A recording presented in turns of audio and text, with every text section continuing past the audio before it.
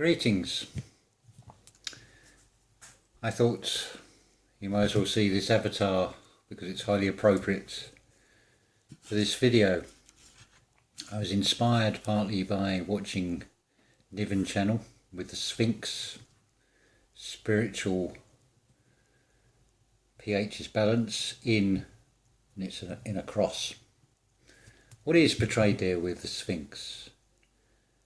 It's a lion's body. Now the lion is king of the beasts. And it has the head of a man. So what that is showing to you is man at its lowest carnivoral level. But what distinguishes the lion from the other big cats? It's the mane. But that Sphinx thing is basically showing you they are lying to man. So let's think about this in nature. The earth grows its own hair in the form of trees. We grow hair, and it's there for a reason. Many of you will feel things from moon phases, eclipses and so on. So just on that alone you can see that the metaphysical affects the physical. Well, it's no different with this.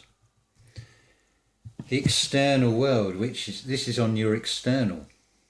This is part of the avatar in this realm. What is it doing?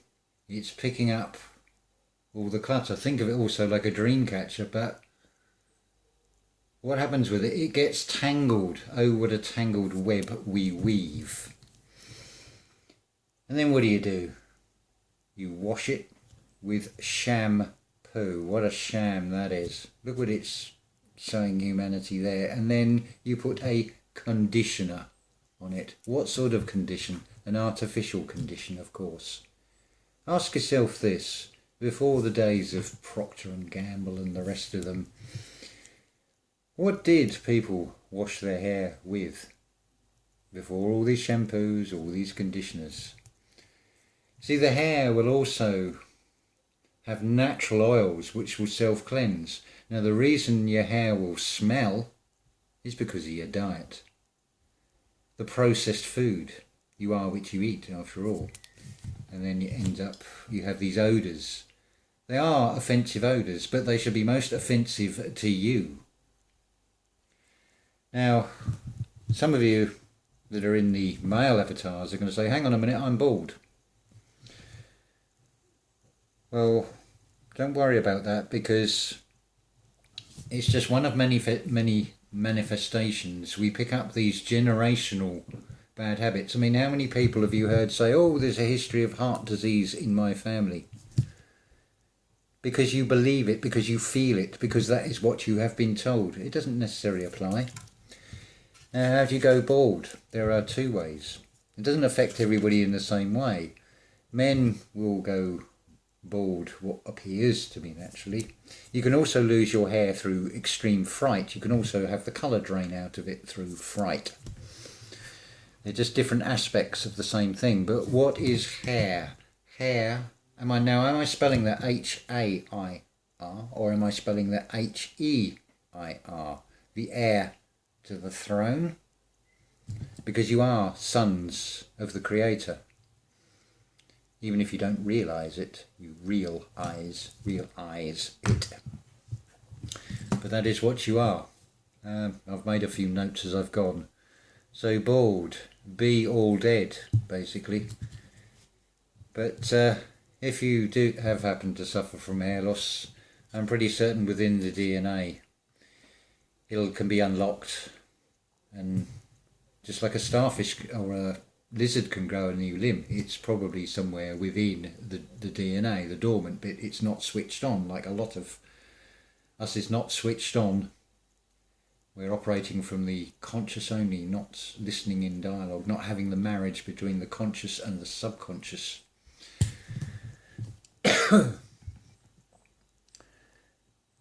And also, you look at most depictions of the elders of tribes in spirituality, most of the sort of known depictions, they've all got long hair. The wise elders of the village had long hair. The hair serves a purpose. It can also be proven because the opposite of that is short hair, particularly in the Western world. It is all about you have to conform to a certain look. When you get into the realms of the militaries, it's about regulation haircuts. It's about conformity. It's about hive mind groupthink becoming a soul dyer. A soldier is a soul dyer, being used as a pawn basically. And this has actually been proven in the recruiting for the Vietnam War. This does the rounds on the internet every now and again. I'm sure if you look you can find it still. The US Marines, they were sent out to find the best of the tribal scouts with a proven track record in tracking. When they got out to Vietnam, they were a disaster, and the elder one said, well, you've removed our sixth sense, you've given us regulation army haircuts. Biblically, it's also expressed, Samson loses his power. Spirit am son. He loses his power when his hair is cut, because you're cutting. And what is a haircut for? To conform, vanity. Look at me, I've got the latest fashion haircut and all this shit, and how much is it going to cost you, and what crap are you putting on your head? Your hair is just like a tree, it has roots as well. Hair is also air, it's spiritual.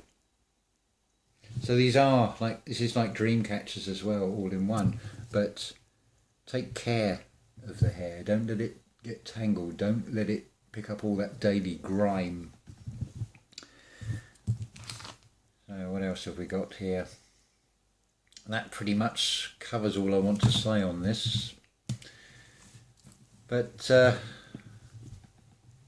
again, it's another perfect example of what the system has programmed you to take and absorb, like the hereditary diseases, like there's a history of disease in my family of this or that, because that's what you were told it was.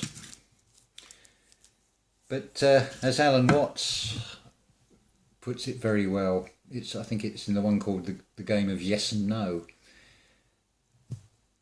When you are brought into this world, you have a 3D family who have expectations upon you, and they want to mould you in a certain way, and you have to conform and behave in a certain way. But of course it's all voluntary of your own free will, but where is the free will of that? And then, as he rightly says, you're forever chasing, planning for the future that never comes, forgetting about the now. And I can tell you from personal experience that on the hottest days, if I wet my hair and then tie it back, I mean, as I do this now, as an instant temperature change on my neck, it's like an extra thermostat for the body. It allows, you can retain the heat, or you can release the heat as well. And a little tip, all the hair that you harvest out, don't just chuck it in the bin. It holds moisture. I harvest it, I keep it in coffee jars, and I make grass, or like grass mats you'd have in garden centres, because it retains moisture. Put it in the bottom of flower pots, you can reuse it. You can put it out for the birds, they love it for nesting and everything. Nothing is wasted, the system shows you that anyway. So what about, we do things individually. This is what this age of Aquarius is all about, is it not? This age of Acquire Us, where we take back our power. Listen also to the latest video today from Adrian Elise. Makes perfect sense what she's saying on there. It resonates greatly, and that's the thing. For whatever you watch, whatever you listen to, there's a question I was asked. Take whatever resonates for you. Something in that this vessel is saying. If it doesn't resonate, don't take it. Don't absorb things that are going to harm you. Only take in things that are going to benefit you. But of course, you've got your two screens. The animals came in 2 by 2 into the ark, did they not? It's the eyes. Everything in front of those eyes is a screen. It's not just TV screens. There's always a basis, but look, that step back from that. So is Nigel, Devil's Playground 2, and I'm terribly sorry I forgot the co-presenter's name. Harry, yes. Pointing out in Greek, historia is history, his story. There's no H. So again, air. Added H, the H of human, onto the front of it. Yet more deception from this in this material world being shown to you and getting you to go with material ideas. But you want to fight fire with fire. You want to fight in the physical. Good luck with that. You have enormous power. Adrian Elise listed this. You've got the Disney, you've got the education, you've got the calcification of the pineal gland, you've got the poisons in the food, the medicines. There's a sin in medicine, and it's pharma, it's there as a harmer. It's not natural, it's synthetic. You put something synthetic into an organic being, what do you think is going to happen? It's going to be a disaster. But that choice is still yours. But you want to cling to these old ways, the ways that we have been misled. You might as well go with the AI route, the unnatural. But if you're hearing this and it's making sense, then I think it's pretty safe to say that you've gone way past that and you're on your spiritual path. Don't worry about you don't know this or haven't mastered that. We've all got different talents, we've all got different skills. We all bring something to the table in this. This is about standing in our power individually. Again, Adrian Elise put it wonderfully. There are leaders. It's leaderless. There are leaders, but in the point, in the idea that you become a leader in things you say or the way you act, you inspire others. They think, what an inspiration. You inspire them. It's all about intent, not about sentimentality. You don't want to be sentimentality. That's programmed thinking. You want to find the intent through your intuition. It is within you. You are all sons. Now I said about the green light, how the northern lights, the black sun puts out a green light in this reality. But if you were to see it in the metaphysical, it would be black light. But the control system have just borrowed that, and that's why you have all this talk of forces of darkness and forces of light. Because they've muddled and confused it on purpose. But there is a black light, so the closest I can describe it, and this is from personal experience and from spiritual memory, that light is black. The closest I can describe it is like black velvet, and you can see through it perfectly clear, just as you can see in white light in this reality. But oh, what a wonder that goes beyond words. It's infinite, it's beyond everything. So, just a few things to think about your hair, because you are an heir.